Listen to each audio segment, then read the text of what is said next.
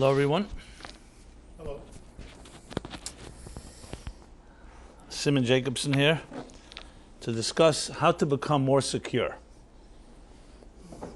I'm not going to ask the uncomfortable question whether you feel you're a secure person or insecure person. Very few insecure people, unless they've been to a lot of therapy, will say, hey, I'm insecure. There are insecure people who acknowledge it. There are insecure people who put on a very powerful facade of being very secure. You'll find a lot of people who appear to be very aggressive and driven and focused are really just concealing a deep vulnerability and insecurity. I'll tell you shortly why I decided to talk about this topic.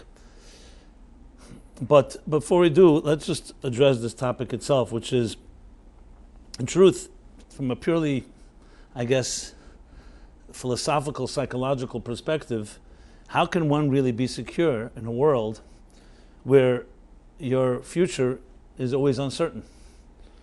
You know, that's the big question, a very basic question. You know, if you bury your head in the sand and you ignore reality, so you could say, you can convince yourself that things are good and all that. But if anyone's an intelligent person and realizes that we are all dealt sometimes cards and curveballs that are not to be expected, often actually even traumatizing experiences, a loss, a death, mistakes we make that first we thought may have been just a minor thing, and then it comes back to bite us because it turns into a monster. I mean, there's so many different scenarios, and especially with the amount of free time that we have. I always point out that something that we take for granted. Our parents and grandparents didn't have as much free time as we did. There's the Adam Rickover, the admiral, who came over here from the Eastern Europe and built his way up to become a 4-star admiral in the U.S. Navy, and that's the highest rank in the Navy. It's a 4-star, not 5-star. And he's been known as the father of the nuclear navy. So in 1955, he gave a very important talk, a momentous talk, where he offered this statistic. It's a fascinating statistic. It still blows me away every time I think about it. It says from 1855 to 1955, here's a dramatic change that took place, measurable. That in 1855, 95% of energy generated in the world was generated through human labor, through human effort, man. And in 1955, almost 95% of energy is generated through machines. Now, this is not a small difference. I mean, to put it very simply put, in 1855, the average man in the world was most likely working on a farm or something related to that, because agricultural is an agrarian society. The Industrial Revolution had just begun, had not yet affected life, really. So you wanted to have potatoes or rice or bread at your table, you had to toil in the field. Simple as that, under the sweat of your brow, with the sun beating. And if you had some extra after dinner, you could trade it for corn or for some other commodity. And that's what people were doing. They wanted heat. They wanted some heat. You wanted other types of amenities. It was through human labor. The Industrial Revolution, machinized everything? Yeah, industrial. Where many had many impacts, but I'm talking mostly the psychological impact. Number one, it created a wealth that would be considered obscene compared to before that, because someone that was by the buttons controlling these machines could suddenly produce something so many more times more than that a human being could ever do in the field. So it created this enormous amount of wealth. And what's more significant that I want to talk about is it created an enormous amount of what's called free time. What do we do with this 90% of time now? Now that you don't have to work in the field, you can just go, let's go to fast forward 2016, in season, out of season, you can get strawberries, plums, the most exotic fruit. Just walk outside of Manhattan, the streets, the stores are open, and it creates that ease. You could even sit at home and press a few buttons, and Amazon can deliver it to you overnight, if not within a few hours. So what happens to all the time that's now freed up? Now, of course, you think if people use that time, quality, for altruistic, for holy, sacred, spiritual purposes, that would be beautiful. But, unfortunately, people gravitate to the lowest common denominator. Leisure became an end in itself, where today some people even work hard. Someone told me, I've been working months to figure out how to do nothing. Can you imagine the twist? And not feel guilty about it. That's the best part. So I must share this joke. Recently I've been just sharing it more than often because it's just such a great joke. This old Jew is sitting on a bench. He's all depressed. And his friend comes over and says, Yankel, why are you so depressed? He says, my wife is very angry at me. What's new? She's always angry at you. No, today it's extra special. What happened? This morning she went to work and she asked me, what are you going to do today? And I told her, nothing. She said, but you said that yesterday. And I told her I wasn't finished. I wasn't finished doing nothing. So we humans have created a fabricated reality called the couch potato. You can sit on a couch with a remote, and today with your mobile, and you travel all over the world, and you think you're like a guy. I said to him, so what are you into? He says, into sports. So I said, what do you play? He says, I watch football every Sunday, you know. Today, we live vicariously through other people doing things. What's the joke they say? In a baseball stadium, you have 70,000 people who need to lose weight are watching 18 people who don't need to. You know, so we have this world of voyeurism. We watch. And some of us live through soap opera figures, and we can't miss a soap opera, so we record it. You know, today we have everything. You have everything recorded. You know, I'm not just trying to be sarcastic, even though this is quite funny if you think about it. You step back and you think about the human condition, how humans are looking to do nothing, when the whole universe, and frankly human nature and everything is mobile. I don't just mean mobile as in mobility. Everything is moving, like I always mention the cardiologist that comes to this class once in a while. And he has a difficult life. He's on every level. It's a very difficult life, personal life, and so on. And he always tells me, I crave for the moment of animal bliss, where I could just be calm and no concerns at all. So I always make the joke to him. I said, so what do you mean, like a flat line? He said, no, not a flat line, because we know a flat line is death. A heart cardiogram is a wave, and that's life. Life is a wave. Now, you want it to not be extreme peaks or valleys. You want it to be a balanced wave, but that's what it is. It's a wave. We breathe, exhale, inhale, our heart beats, the pulse. And this isn't just the human being. Life is a pulsating state. Today we know that there's no such thing as inanimate. Everything is buzzing with, brimming with subatomic energy and subatomic particles. By the way, I just want to add something that I should have said right at the outset. I want to dedicate the class, dedicated by our good friend David Pack, to Fred Da Vinci, his grandfather of blessed memory. So the studies we do now are in his honor. I just wanted to mention that. Okay. So thank you, David, and thank you, your family. And I know your Bubby's 50th yard site is coming up, and we'll sure honor that as well. So going back to the theme here, so what are we doing? We're like killing the movement of life. So when I think of that 100-year statistic that he describes, yes, it's a great blessing to have free time, no question. Instead of sitting 9 hours under the sun and having to sweat, we have that time. But what are we doing with that time? So let's go back to the issue of security. So I would suggest that we probably are the most insecure generation.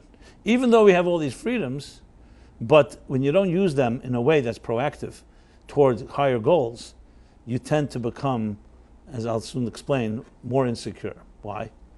Because the world that we know, the material world as we know it, by definition, physicality, is defined by things that are not permanent. Everything dies. Everything deteriorates, erodes, ages, and dies. So when we invest our lives into things that are not permanent, how secure can you be? The Buddhists believe that all fears come down to the fear of death. So even though we're not maybe consciously thinking of it, But at the end of the day, there's that fear that we will end. The person you know that you've so worshipped, your ego and everything, will come to an end. And they believe that unconsciously, subconsciously, that is impact in everything that we do. I don't know if Judaism agrees with that concept. We'll talk about it, but it makes sense in a certain way, because it may not be death. But where do we invest to create security? And this too is ironic. What do they call securities today? Financial vehicles. Now we know if anything is not secure, it's finance.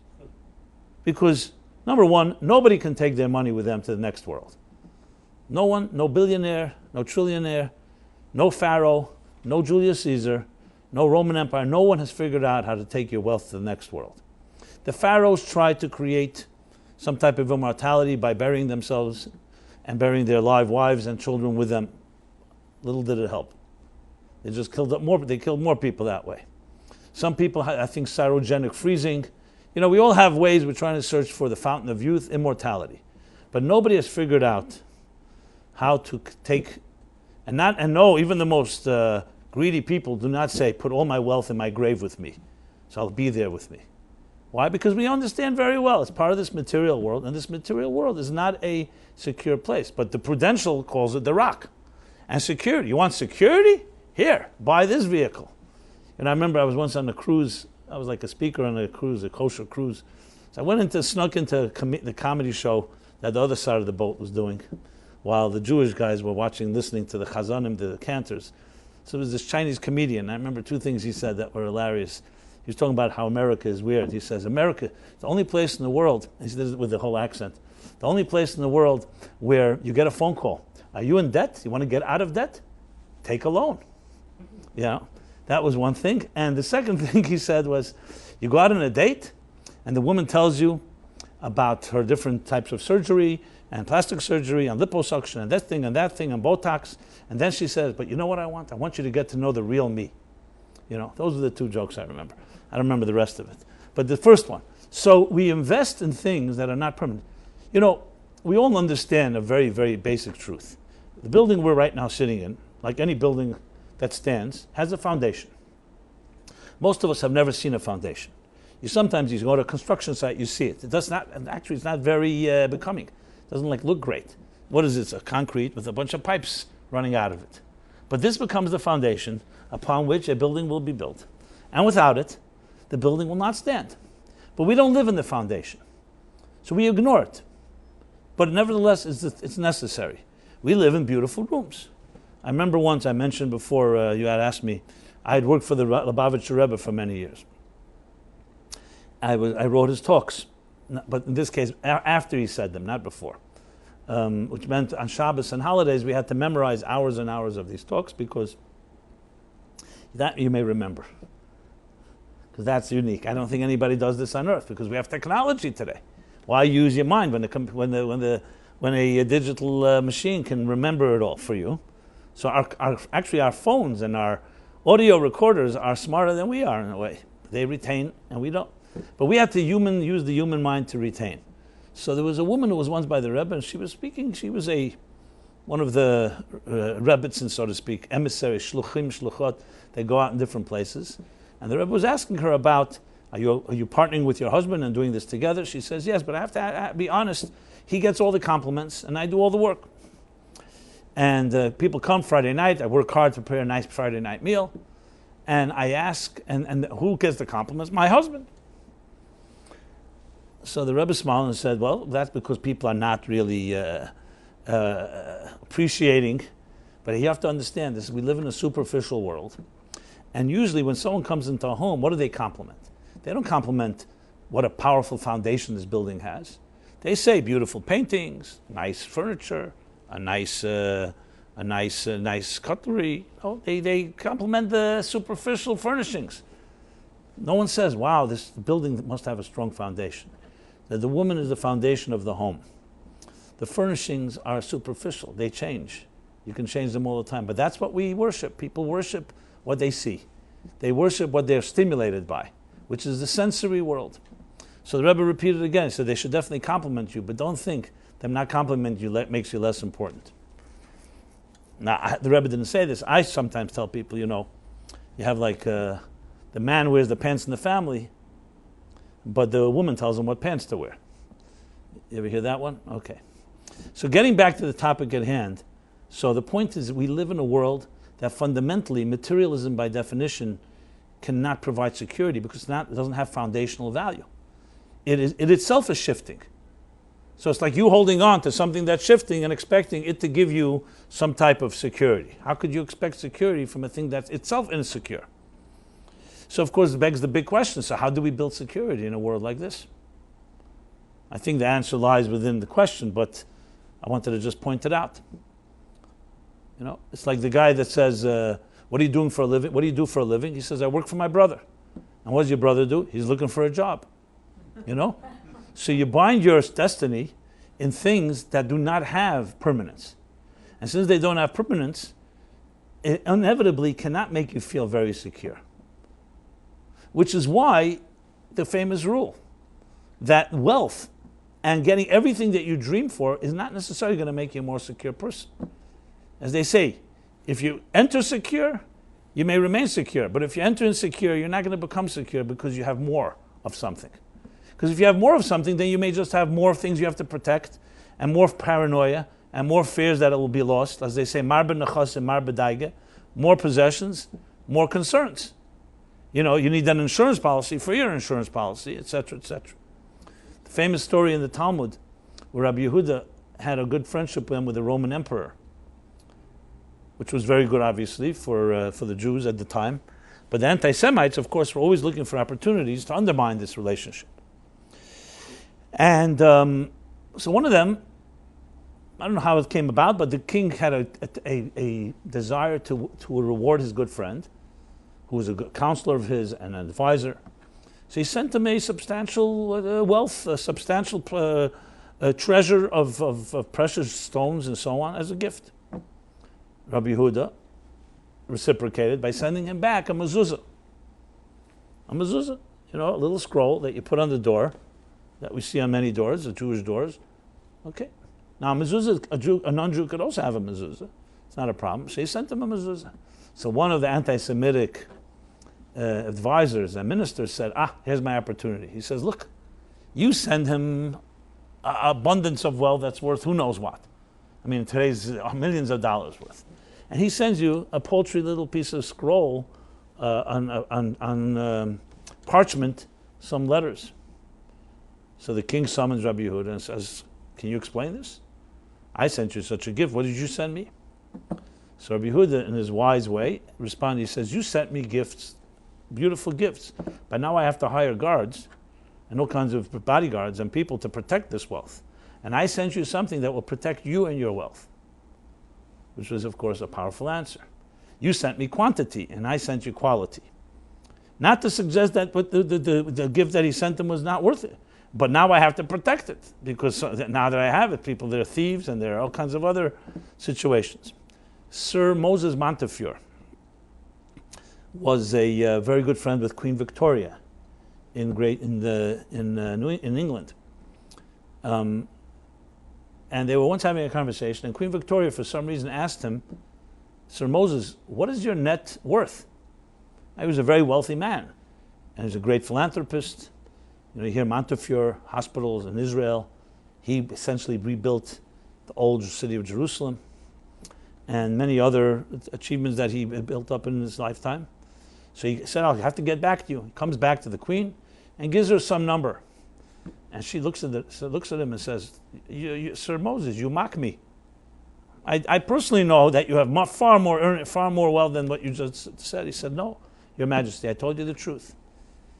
The wealth that I possess right now is not wealth that I own. It's wealth that I can right now control. But tomorrow there can be a bad investment decision. There can be a war. It could be confiscated. It could be stolen. I don't consider it mine. I just consider it something I right now have control over for the moment. I gave you the true value that I have, which is the money I gave away to charity that I've built. That is forever mine, because I built things that will forever be there. And I do not have that concern, because I don't need to worry about it. It's that my permanent investment. Okay, he must have been a special man. He didn't just say it as words. He clearly believe that. Because the Jews always knew one thing. We always knew that quality is always trumps quantity. And we always had the long-term vision that even though something momentarily may seem weak or may seem powerless, but when it's infused, and this is the key, when it's infused with spiritual power, that's the only thing that lasts forever. And that's why we invested, like no other nation, in our children and our grandchildren. Because we knew that no matter what you build, it does not last forever. The only thing that lasts forever is the legacy you leave in your family. So Abraham, the great Abraham, a philosopher of the highest order and all that, he understood that. Just by contrast, and it's a fascinating contrast, I think about this a lot. You ask people, who's the greatest philosopher in history? In the Western world, most people say Aristotle. Greatest writer in English, Shakespeare. The greatest poet or the greatest artist, you have Rembrandt, Van Gogh, musicians, Beethoven, I mean, the list goes on. I'm not getting to the debate, whoever you think is Mozart. I'm not trying to, I hope nobody gets insulted. And then you ask yourself a question. Okay, very nice, great people, left us priceless and valuable ideas, art, beauty, music, art, and so on. But ask yourself a question. Did Aristotle have children? Do you even know if he had children? I don't know. I didn't check it out. Grandchildren? If his ideas were so powerful, why didn't he feel important to pass it on to his family? So I understand, books were left, ideas were left, but why did they not feel, what happened to their children and grandchildren? Now, I'm not suggesting they neglected them, but they definitely they didn't survive. We don't know one person that can traces their lineage to any great man or woman in history. The only ones that do that is us, the Jewish people. Rousseau, who's already considered the benevolent among the Enlightenment, they say he took his 7 children to the city square and said he has no time for them and let the public take care of him while he's contributing his philosophies. Why would I submit the reason for this is because they saw them, like any artist and any writer, sees themselves as God's gift, and they don't have time to diaper children and to have annoying, nagging families, basically. So what they did was great, but it was about them. And Abraham, this is one of the biggest statements in the Bible. Abraham, who was no slouch. I'm sure he could match all these philosophers and thinkers and artists. Yet the Torah describes a man asher yitzava es bonov es beisei achrav lasa tzedakah mishpat. It's a Hebrew expression that says, God says, for a man who dedicated his life, not just to be virtuous and kind, but to build a family, a legacy, a nation that would be dedicated to virtue, kindness, justice, integrity. And here we are, more than 3,500 years later, and we've got plenty of problems. I'm not suggesting we don't have our share of corruption and other things, but the values are still there. And hopefully we can live up to them, but the values are still there. No one can show that. And I'm not trying to pull rank, maybe I am, but that's not my intention. I'm trying to point out, where did they have this wisdom? Because they understood something that most people, as much as we understand it, we cannot commit to it. That short-term benefits are nothing compared to eternal values. Now, most people, comes to a temptation, a moment of seduction, a moment of temptation, we may have idealism and values, but it goes all out the window. And yes, as the Talmud bemoans the fact, we will forego eternal life for temporary gain. As bizarre as that sounds, as irrational it is, that's how it is. Because we live for the moment. Because this world, this material world, as I said before, this insecure material world has us wrapped in its tentacles. And you throw in the ego, and you throw in the subjectivity and the blindness, as the Talmud puts it, that a person does not sin unless they have a moment of insanity, blinds us, and we do not see, and frankly, we are biased and prejudiced to not see long-term, the big picture. And I think all of us can acknowledge that we all have our moments. I've had mine, I'm sure you've had yours. It's not about criticizing, it's not about being judgmental, it's about just observation of reality. So how could we be secure people in this insecure world? The answer is quite simple. What are you holding on to for security? If you're holding on to something that has no basis or nothing foundational, nothing permanent, clearly you're never going to be secure with that. The only thing that you can be secure with is something that is not subject to man-made structures. It has to be something in the area of the sublime, of the ethereal, of spirit, of faith. Here you have the story, in the story of Pharaoh. Pharaoh hears from his stargazers that he will, the man will rise among the Jews who will be their savior, Moses, that will redeem them and free them from the bondage, the Egyptian bondage. So Pharaoh, in his brilliance, and he was brilliant, like the Hitler of his times basically, comes up with a great idea. Great, quote unquote. He says, all boys born to the Jewish people, to the Jewish families, will be thrown into the river Nile and killed. That way, this boy will never grow up. Girls will be left alone. The boys will be killed. So the debate broke out between husbands and wives. The men said to their Jewish wives, they said, let's, as long as the decree is there, let's not have children. Let's refrain from having children. The women said, one second, if we refrain from having children, how will we ever leave this God-forsaken place? We were promised that we will not be here forever. They will end up dying here. We must have children. And who, of course, won out? The women did. They figured out. And what does the Talmud say? It tells us, yes, many boys were killed, unfortunately, tragically. But not all. The women found ways. Some went out into the field when they were ready to give birth.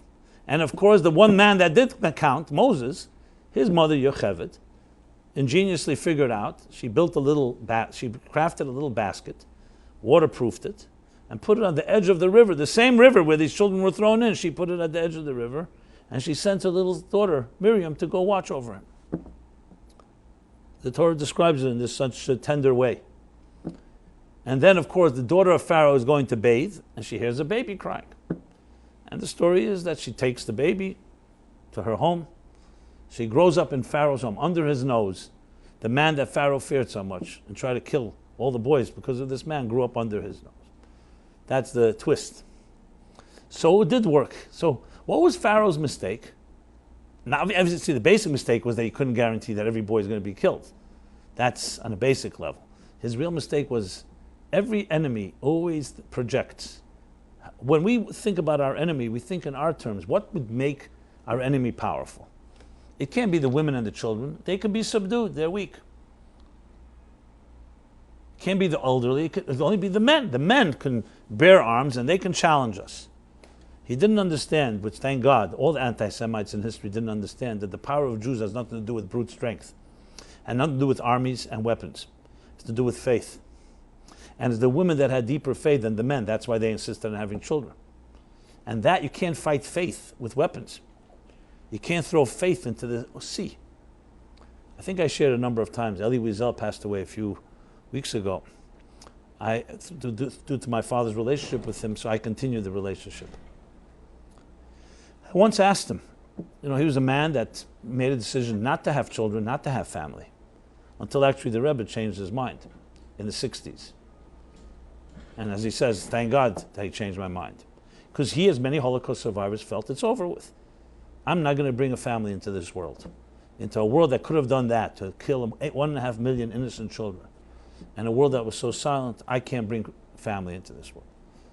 And you hear this often. You hear from people who grow up in abusive homes, who've been through the fire. They don't want to bring children into the world. Well, he told me, shared with me how the Rebbe wrote him a long letter and then argued with him and said to him, what you're really doing is giving into the final solution. That's what Hitler wanted. He killed many, and the rest will be killed by those that don't want to build families. The best response to the final solution is to build a family and show that Jews live on. That's the best revenge. He finally was persuaded. I remember once sitting and talking to him, and I asked him, is it true? They say that when the Jews went to the gas chambers, they would sing, some of them would sing a song called Ani Mamin. It's a song called, I believe with complete faith in the coming of the Messiah. Though he may tarry, he may delay, I still believe.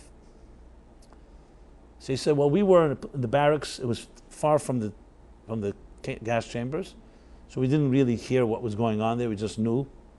But he says, but I can tell you, in our barracks, during the night, the middle of the night, sometime in the morning, I would hear people say Kaddish and Shema and different Jewish prayers during the holiday season or Shabbos. And yes, and Ani Mamin too from time to time. So I asked him, I said, with respect, I said, can you explain this to me? I'm speaking as not in any, God forbid, skeptical way, but just to understand. This was the darkest moment in our history. Couldn't have been darker. The concealment of God was as intense as it gets. The Jewish people, because they were Jews, only because of that reason, because God's people were killed. So instead of being angry at God, the Jews are thanking him, like saying Kaddish and sanctifying his name and singing, I believe with complete faith. I mean, it sounds, and we know the Jews are not crazy. How do you explain this? How do you explain this in rational terms? And his response, which I've heard echoed from others as well in that situation, and has the credibility of people who suffer, it's not some cute line.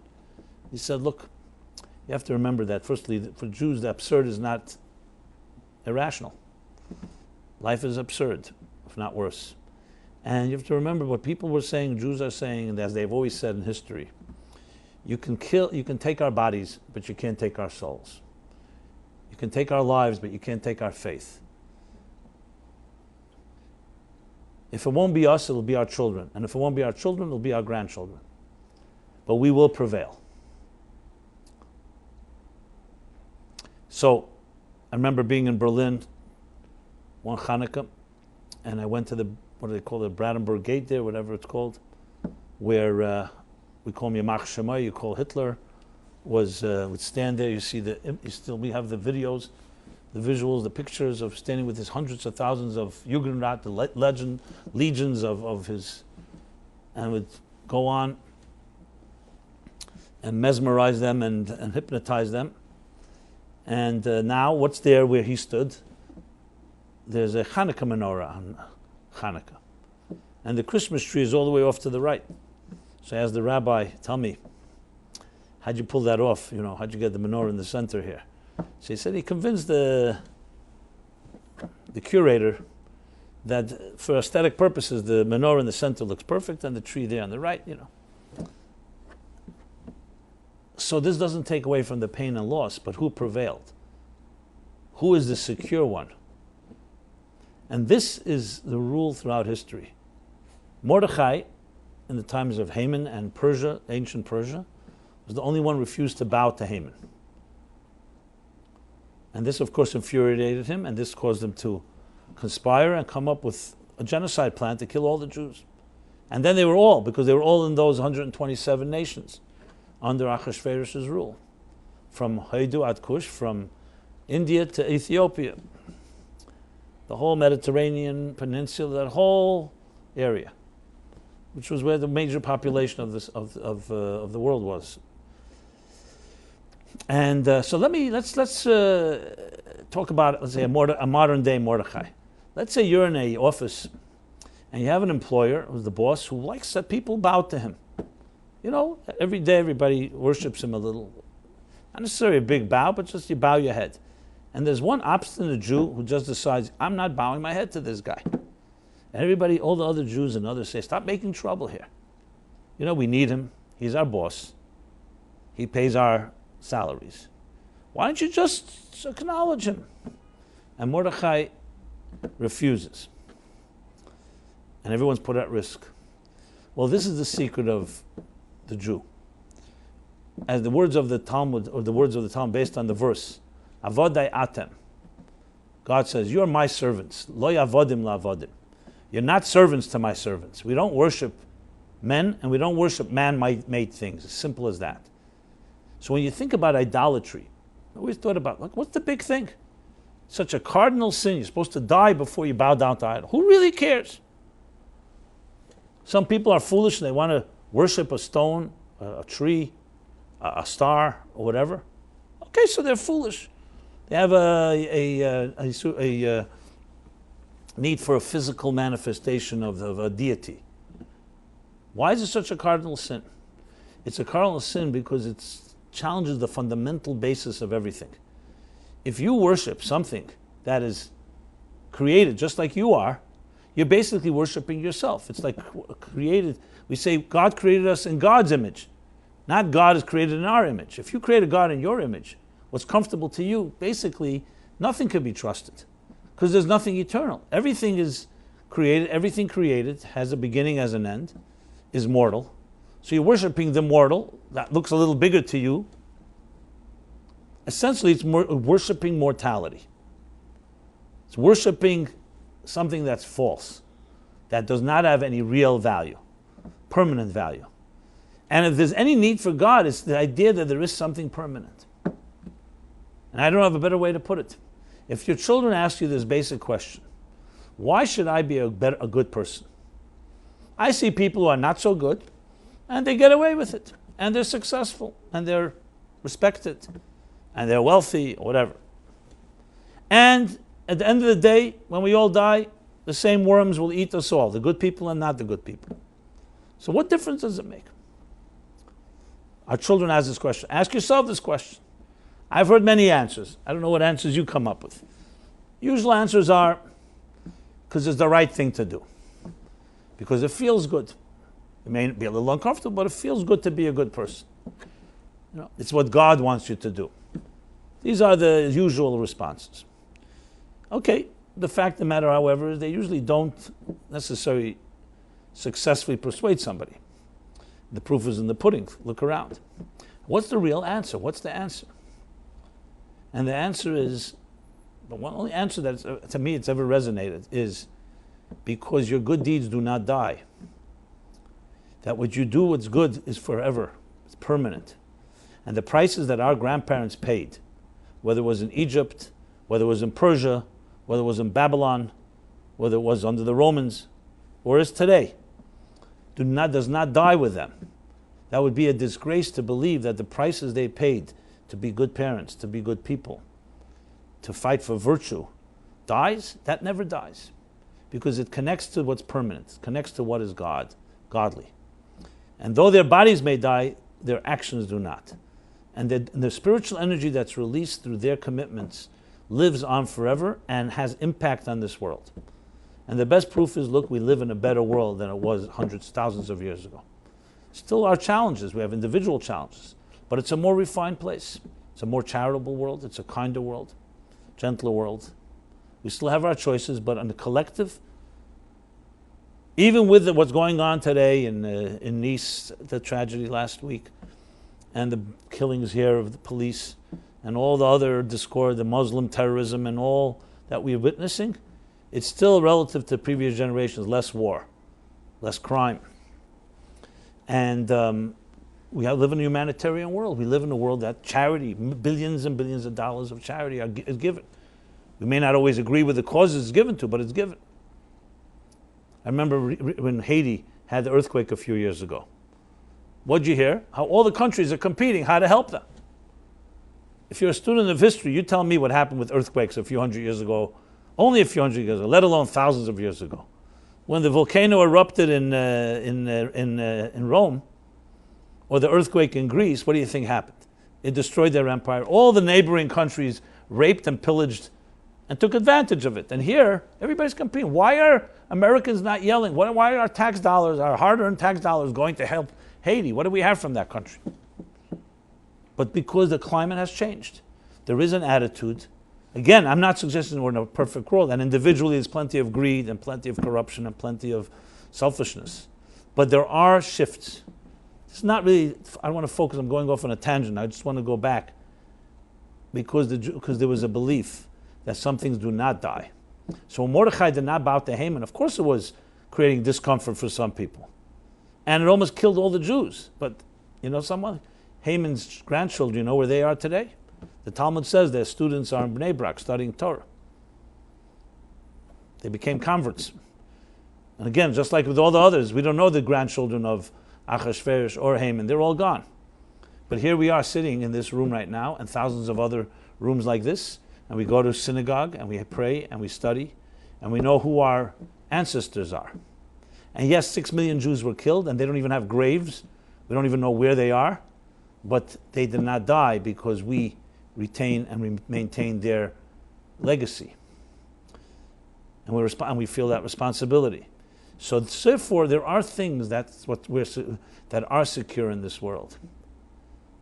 And I say this also a few days ago. Today is on the 12th of Tammuz, 13th of Tammuz, a particular Chabad-based holiday, where the previous Chabad Rebbe was freed from prison under Soviet prison in 1927. Now, if you know 1927, besides Hitler slowly rising then, there was Stalin on the other side of the border, who was terrorizing his country, and they say 30, 40 million people died under him. Who knows? And Jews, of course, always suffer more than everybody else. Basically, closed down Jewry in the former Soviet Union. And Jewry there was more than, they say, there were 10 million Jews in the Soviet Union at the beginning of the 20th century. We'll never know. There was no census. Especially today, there's so many Jews who hid their identity because they didn't want their children to suffer. Every day you meet people who say, you know, I was really Jewish. My grandmother told me before she died that I'm Jewish. So who knows how many Jews. But bottom line, terrorized a country. And of course, his main target were the leaders. So he arrested the Rabbi Schneerson, Yosef Yitzchak Schneerson was his name, tortured him and so on. There are many stories about it because he wrote it up in a diary called Massacre of course, the tractate from hell, because he describes the torture and all that he endured. Now, there's one story I always tell because it just to me captures, you want security, here's security, you tell me who's the secure one. So he was arrested specifically by the Jewish communists. It's called the Yevsektia. You know, there are no anti-Semites like Jews. They're the best anti-Semites, quote unquote. And they particularly can have hatred that's more than anyone can have. So now the people who arrested him and the people who were his tormentors happened to be grandchildren of Hasidim. As one of them said, Rebbe, let me carry your bags, when he arrested him, like my grandfather carried your grandfather's bags. And they spoke in Yiddish. And the Rebbe said to him, well, no, you can't, because your grandfather carried my grandfather's bags where my grandfather wanted to go. And you want to carry my bags where you want me to go, and it's not a deal. It was more than a joke. But there was many of these exchanges, to the point that the Rebbe writes in his diary that he refused to cooperate anything. He didn't want to cooperate. He didn't want, for his own dignity and for his own survival, he felt that he has to put up a type of resistance to anything they asked him. He spoke fluent Russian. He would only speak Yiddish. Everything. He wanted his talis, his tefillin. Now, this was basically insane. They could shoot him at any moment. There was no due process. There were no lawyers. You had no protection of your rights. Nobody was there. But that's what he did. Anyway, one classic story, one powerful story. So finally, one of the captors said to him, pointed a gun to his head, and said, listen, Rebbe,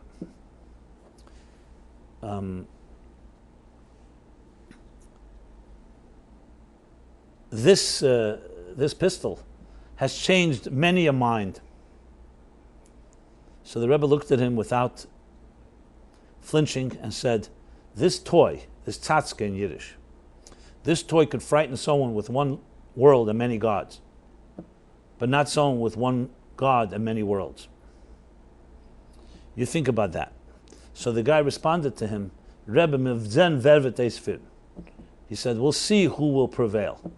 And the Rebbe again responded, yes, we'll see who will prevail over whom. Now, of course, the Rebbe was freed miraculously, and this guy was shot at some point, because everybody was shot. There was no one safe. So what do they say? Appeasement is feeding the crocodiles in the hope you'll be eaten last. You know, that's how it works. You don't. If you invest your energy in people who are killing others, rest assured you're next. It's just a matter of time. Now, think about the line that he said. What he said was the following. Of course, we are Jews, we worship life. We don't worship death. It's not, our culture is a culture of life. V'chai b'hem. We live with it. However, you cannot frighten someone who knows there are many dimensions to life. I am not going to compromise my values and my belief system because you're threatening me that you're going to kill me. Because I have another world that comes after this world. And if that world doesn't work, I have another world. What do they call it in investment? Diversification. We don't put all our eggs in one basket. Here, not just in one material basket, I have a spiritual world. And if not one spiritual world, I have another spiritual world. I have a God. I have a God that you cannot kill. You can kill me, but you can't kill my God. You can't kill my belief system.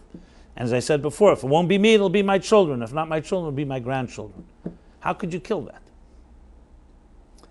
Even atheists, and I've read a number of philosophers, and even anti-Semitic ones, will say you can't kill the Jews because they believe in things that are not killable. They believe in things that are not man-made. Now you could deny they exist, but the fact is, once you believe in it, what are you going to do? But someone who has one world and many gods, every day another god based on your mood, and one world, yes, life, death is very terrifying. It all ends. It ends now. An ending is very terrifying for a person who feels they're the center of the universe. In Hebrew, there's a word for it, in the Hasidic lexicon terminology, bittul. The idea of understanding that it's not about you. That you are here as an agent of something greater than you are. And this is the core of your essence. This doesn't make you less significant. It makes you actually eternally significant. Because if you're of a healthy ego and you think you're important, that's great. But how far can that last? Like anything. It's like having a great meal. Every great meal will end. Every great fortune will come to an end as well. Everything in the mortal, impermanent world will die. But when you're connected to something that's not you, that's something beyond you, transcendent, and if it's eternal, then you become an extension of that eternity. So who has more permanence? But there's a price to pay. It cannot be about you. It can't be about you and your instant gratification. The price is not a price sacrifice as in like, God forbid, something that's destructive. It's recognizing there's something greater than we are. Now, most people, I would say all people relate to it. Some say it may be hard to access. Some say I'm already too late for me because I got so trapped in this world. I'm like, complete product of my own habits. Whatever it may be. But those are all circumstantial factors. What I would here to tell you is that this is not necessarily the fact of life. The fact is we can, at any given moment, connect to this eternity. And therein lies security. Because only security can only come from things that are not perishable, that are not temporary. It's as simple as that. I think it's a basic mathematical equation. What is difficult is living by it. What is difficult is embracing it. Now, the reason I chose to speak about this topic, as I mentioned before, is because we are, besides the fact that Yud Beis Tammuz, as I mentioned now, this Shabbos is a unique Shabbos. It's what's called the beginning of the 3 weeks. The 17th of the Hebrew month of Tammuz, the day where both the first and second temple, the walls of Jerusalem were breached. Some opinions, the second temple for sure. The first temple, some say, was a different date. 3 weeks later, both temples, again, uncannily were destroyed on the 9th of Av. So we commemorate this. We commemorate by fasting, and by these 3 weeks being a saddest period in the Jewish calendar, no weddings, no extra celebrations, and so on. Tisha B'Av will, of course, also be Shabbos, 3 weeks later. But in this schedule, when it's Shabbos, of course, on Shabbos we don't fast. So the fast day is pushed to Sunday. Now, what is the significance of what happened on the 17th of Tammuz? So the Talmud, the Mishnah says 5 tragic events happened. The breaking of the tablets, but the one I'm focusing on is the breach of the wall around Jerusalem, which 3 weeks later led to the conquest of Jerusalem and the destruction of the temple. So we commemorate the destruction of the temple is understandable. But why do we commemorate the breach of the wall? Now, after the fact, that pales in comparison to the destruction. Why do we need to remember that the wall was breached 1948 years ago by the Romans and 490 years before that by the Babylonians? Why is that significant? Because a breach is more than just a breach. A breach is an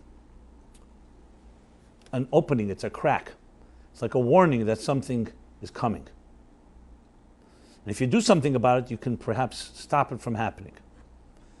So we just don't we just don't begin by worrying once the destruction happens. You remember breaches. As well as today, something is hurting you, you don't have to wait till something is destroyed. You act immediately. Point being, in context of our discussion here, there are many breaches in the world today. You know, we live, as I said, in an insecure world. Even if you have momentary security, there's all kinds of unknowns. Just look at what happened in the last 2 weeks. I mean, disruption is in the air. This attack in the promenade in Nice, you know, killing, 84, 90, how many people? The attacks in the Hebron in Jerusalem, in Israel, a few weeks ago. You know, there's these killings here in the United States, in Baton Rouge or Dallas or wherever it may be.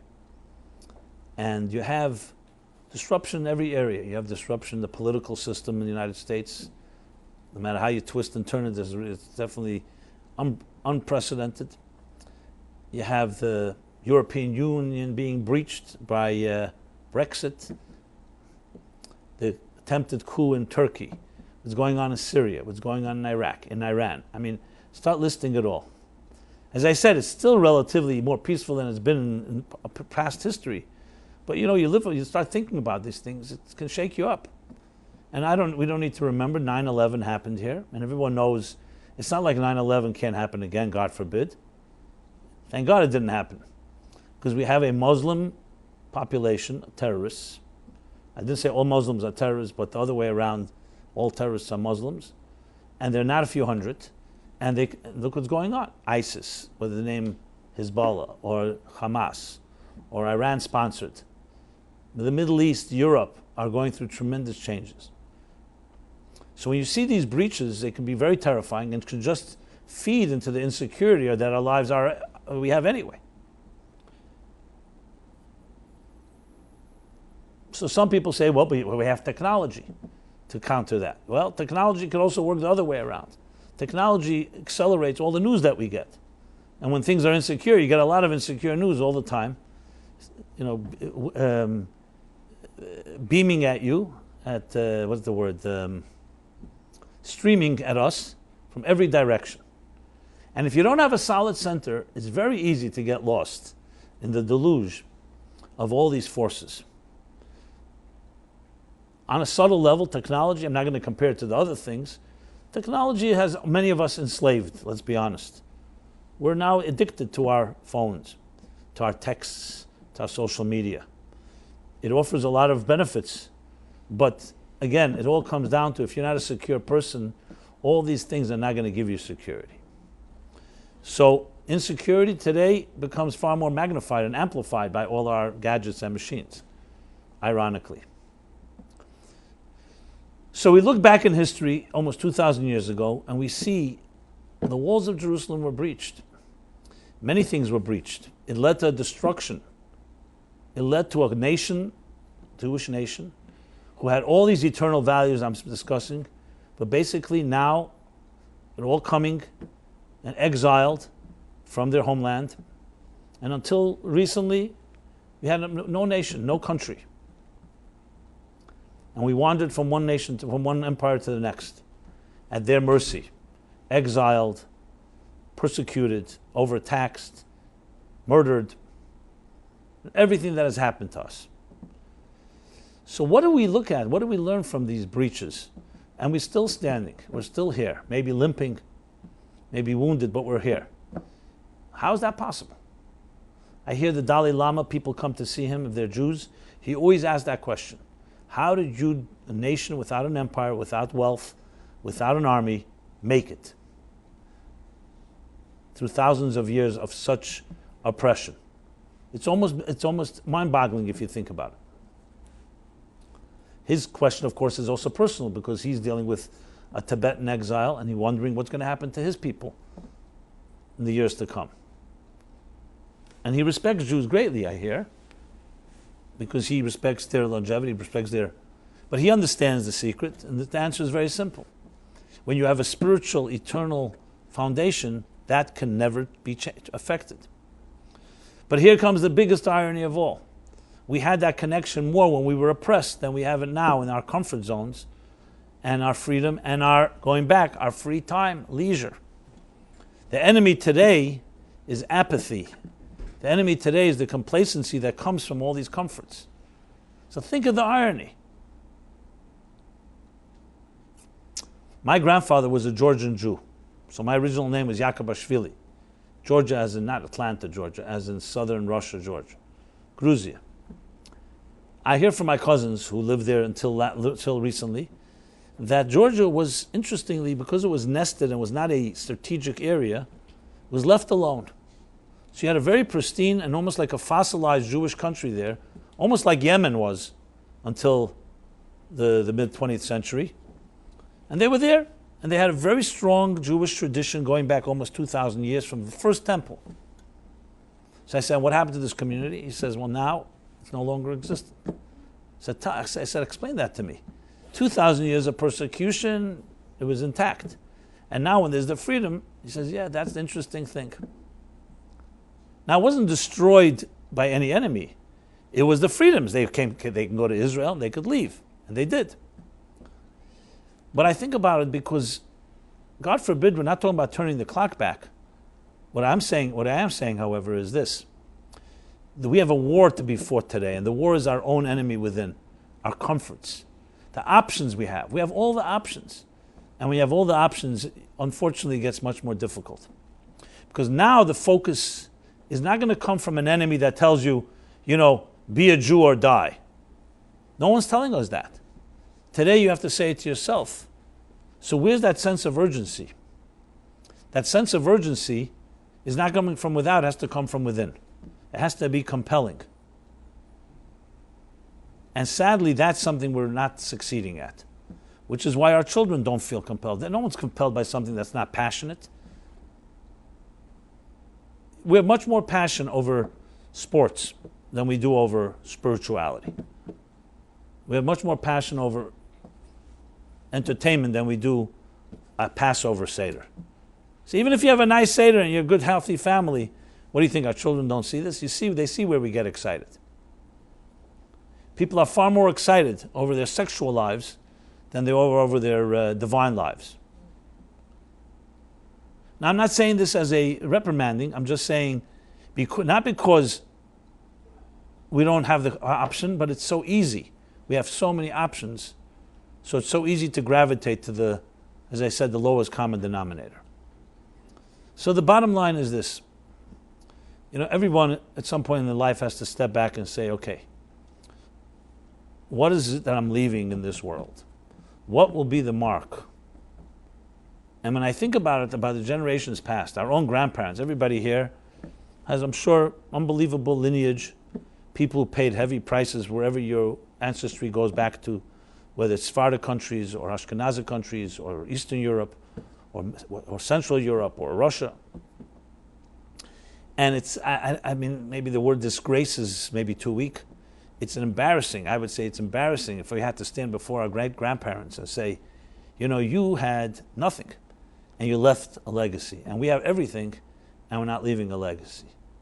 I mean, that's like, think about that. Now, I'm not saying this to put anyone or myself on a guilt trip. It's just sometimes you have to spell things out. We got to be honest. We're a nation that went through everything. And despite it all, we're here. Something was passed on. And you start looking ahead. I'm an optimistic person, and I believe that we will prevail. I have no question. We prevailed over everything, we'll prevail over this too. But on a personal level, we have to make moves. I personally, maybe I was blessed. I was around the right people, the right time. A person like the Rabbi that had a man of complete fire and passion all the time. Always on. Never for a moment the sparkle went away. My father was that way. You don't need hundreds. You need one or two in your life. It's a qualitative thing. Unfortunately, many people don't have such influences. You go look around. Who do you respect? People are mediocre or successful, but successful at things that not necessarily have any, real permanent value. It's a success, short term or whatever it may be. But to have that type of person who is like passionate about their lives and passionate about values and is ready to die for it, in a good way, commit to it. So, as they say, b'mokam shein ish is a herring, a fish, that's what they say. In a place where there's no hero, you have to become, even a herring becomes, it rhymes in Yiddish, I don't know, I can't say it in English. How would we say? Herring, they say, is not a real fish, right? It's like the cheap man's fish. So they say, b'mokam shein ish, ish is when there's no real gever, real man, real solid guy. So even a herring is a fish, it rhymes with ish. You probably can find some English comparison. So when there's no hero to rise, there's something, everybody's got to do what they have to do. So we are the people. We are now the people. Who was it that sang the song? That we are now the Zaydis that we once missed. You become the Zaydi at some point. You're the grandfather. You thought your grandfather was irreplaceable, but now you become the grandfather. What are you going to do? And we have to do what best with what we have. So I would say this is a blessing. It's a blessing that was given to us. Shouldn't see it as a burden. It's a blessing. It's a gift of eternity. Everybody wants eternity. They want it, on their terms. That's the mistake. You can't have eternity on temporary terms, if you know what I mean. How could you build eternity on terms that are not eternal? But we have the gift of eternity, and it's if you think about it, it's not such a heavy price. It's the price of being a person that makes choices and does not give in and succumb to the weaker side, to the, what do we call, the way of all flesh, to the side that is easy, the road that most people travel on. We have the ability to travel on the road less traveled, in Robert Frost's words, and that has made all the difference, as he put it. So this 3-week period, beginning on this Shabbos, yes, it's a sad period, and a wall was breached, and things were destroyed. But you know what? That's when you see eternity really, when things are destroyed around you and still something continues to live. Imagine that. When you have an intact building, you never know what happens when it'll be destroyed. Will there be a future? And here we were destroyed. Our temple was destroyed. Our homeland was destroyed. We were exiled, and we're still here. That's the sign of something that is indestructible. So I say this proudly. I feel honored to be part of something that's indestructible, and I hope you feel the same. And our challenge now is to act on it. It's nice to be proud of it, but we have to act on it. And act is sometimes small acts of kindness, of paying a price, even though you may be comfortable wanting to do something. You do what's right, not what you feel you want to do right now. It's the charitable attitude. It's choosing a selfless act over a selfish act. And we have thousands of such opportunities every day. It comes to us all the time. You have two choices in almost everything you do. You're going to do it for me, or you're going to do it also for someone else or something else. And that's what it comes down to. So, how to become more secure? Well, it's connecting to things that are secure. The expression, the Rabbi Purim was one of the Rebbe's Hasidic teachers, masters. So he once came to a town. It was in the cold winter, and he wanted to go Friday before Shabbat to the mikveh, to a ritual bath, to bathe himself before Shabbos. But he asked the people, "Where's the mikveh?" So they said the mikveh is closed during the winter because it's at the bottom of a hill, which is a very slippery hill, and nobody goes. He said, "Nobody? No, but he wants to go. Okay, here's the key. You can go at your own risk." Two of the skeptical younger guys said, "Yeah, let's see this old man, what he's going to do." And they follow him. And yeah, the slopes were slippery. They couldn't make it, but they see. He went to the mikveh, comes out, walks back, everything intact. they're shocked, so they go over to him. Tell us, Rabbi Meir, how did you do this? We see it with your own eyes. I mean, it wasn't a miracle. How did you not slip? You're not a young man. So he said the classic line. He said, when you're tied above, when you're bound above, you don't fall below. Now, he didn't necessarily have a physical rope, but he had that presence of being connected to something higher than him, so no slippery slope is going to affect him. There's a similar story they say about the Blozhner Rebbe, one of the Rebbes who was in the Holocaust, in the camps, and with some of his Hasidim, his followers. In this particular camp, the commandant there was had his own version of sadism. So he had this game that he'd like to play. He got the Jews to dig these wide trenches, and then began. Those that can jump over the trench live, and those that can't will be shot on the spot. This was this. So they got the Jews they start digging the trenches, and one of the Hasidim says to the Rebbe, whispers to him, Rebbe, enough of this humiliation. Let's just let ourselves die, go back to God, and enough of the torture. And the Rebbe said to him, as long as we have the strength to live, we have to continue to fight on. We don't know what the divine plan is. And quote unquote, the game begins. Anyway, in the mayhem and the havoc, nobody knows what happened, who died, who lived. But both of them actually survived. A few weeks later, the camps were liberated. And to their surprise, they meet somewhere a while later. And they're both shocked that they both survived this game. So the chassid says to the Rebbe, you're not a young man. How did you jump over that trench? It was a wide trench. So he said, I closed my eyes and I held on to the kapota, to the coattails of my father and my grandfather and my great-grandfather. And he gave me the strength to jump. And he said to the chassid, what about you? How did you jump? He said, I held on to your coattails. I held on to your kapota. See, we are midgets that stand on the shoulders of giants. It was not Isaac Newton that coined that. It was Jewish commentators that wrote it before him. And when you're a midget on the shoulder of a giant, you may be small, and you are small, but you're not alone. You're on the shoulder of a giant. You can see farther than the giant can. That's the key. The deep roots. You connect to those roots, then you can become a tree that bears beautiful fruits. Because it all comes down to not what we can accomplish, but what do we have behind us? What supports us? What do we hold on to? And when you hold on to forces like that, you become indestructible. Because again, they're not man-made. They are beyond you. They're not created by you. They precede you, and they stand. And that's why we so cherish schus ovis, so to speak, when we say at a chuppah by a wedding ceremony, that the souls of several generations of parents and grandparents come and participate, even if they're no longer physically here. It's not just a nice line. It's because God will not deprive grandparents who paid a price from the pleasure of seeing their grandchildren marry, because that's the ultimate blessing. A few years ago, I remember someone came to this class, grew up in Mexico City, completely secular. No one ever thought he'd marry a Jew. No one ever thought he'd marry Jewish in any way.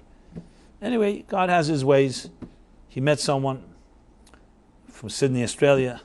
They asked me to marry them, so I went. We went to, where was it, Simi County Simi Valley in California. Beautiful. They had like a big plantation. One of these things they made a wedding. Anyway, and I meet this guy's grandfather, who was actually like the Dan Rather of Mexico. He recently passed away. He was like what do you call it? Anchorman, right? Well known and all that. And he speaks fluent Yiddish. And where is he born? In Bialystok in 1901, something like that. He came to Mexico in 1915 as a teenager. And his family spoke Yiddish and he speaks Yiddish and so on. So it comes to the chuppah, the wedding ceremony, and I'm leading it, so I call him up to make a blessing. He's the grandfather of the groom. He whispers to me, I can't read Hebrew. He speaks Yiddish, but he can't read Hebrew. He doesn't know how to read. He speaks Yiddish from his home. So I read, and he followed and said it after me. He did not stop crying from there on the rest of the wedding. He kept coming over to me and hugging me, like he says, I cannot believe what's happening here. Now, it was a beautiful wedding. It was I would say a secular wedding, but it was very Jewish. I mean, it was all done the Jewish way. The bride, the groom, they wanted it that way. So it was like the best of both worlds. Like, beautiful dancing, beautiful food, a great, nice place.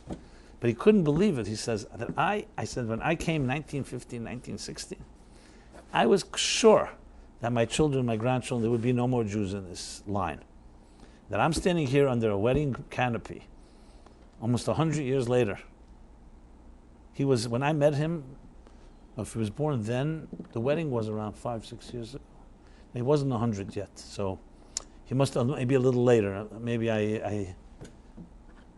his father, his grandfather. But it was those years, approximately. And he said, I'm sitting, and his wife also spoke Yiddish, mind you. So it was, I was like, really, it was so moving to me to see. And he knew nothing. Judaism for him was only in his heart. Some little speck remained. And I couldn't believe how it came alive. And if you know his grandson's a real cool guy. And his friends told me they never thought he's the last guy they even thought he was Jewish. They never thought he would anything close to it. So the ember continues to burn. It may be on low fire, but as they say, it says in the book of Song of Songs, Ani yeshena v'li be'er. I am asleep, and my heart's awake. So we could be asleep on a conscious level, on many conscious levels, on many sub layers, but something is awake. That's all you need. There's a heartbeat. And you see it in many different ways. Now, we don't need to rely, you can be in a coma and also have a heartbeat, God forbid. We want to come make it, fan the flames and make it come alive. So what better time now as we enter, as I said, almost 2,000 years, 1,948 years from when the Romans destroyed the wall. And we still have a broken wall that we go to, the Western Wall. It still stands. There's some things that never die.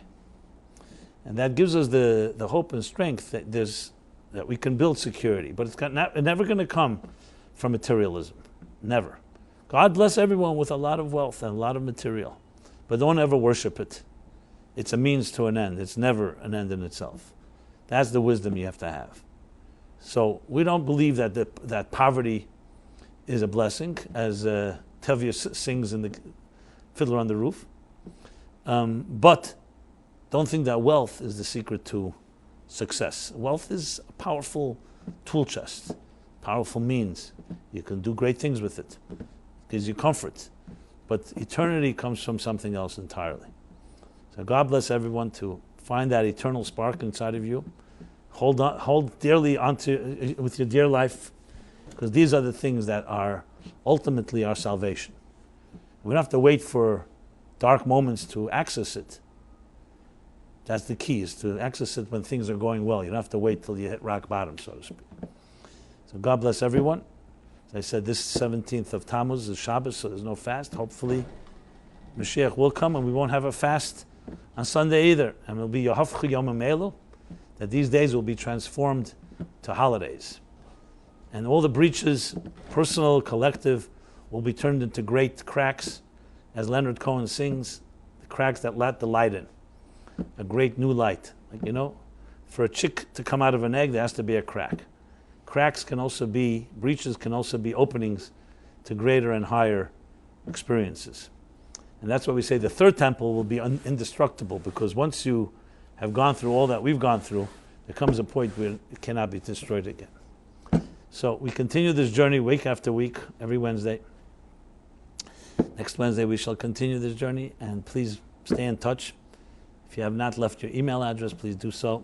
And it's an honor to sit here and share with you and to be part of this indestructible nation. And hopefully we can share the light onto nations with the world around us. And for us, any innocent person that dies, Jew or non-Jew, is a tragedy. And hopefully this light can bring world peace in a way, and personal peace, so we don't have to go through anything that we've seen in the last while. Only good news and happy news. Everyone have a very good week. Thank you.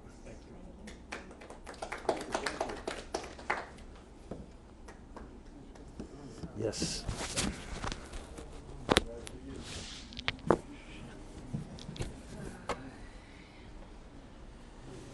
Hey, how are you?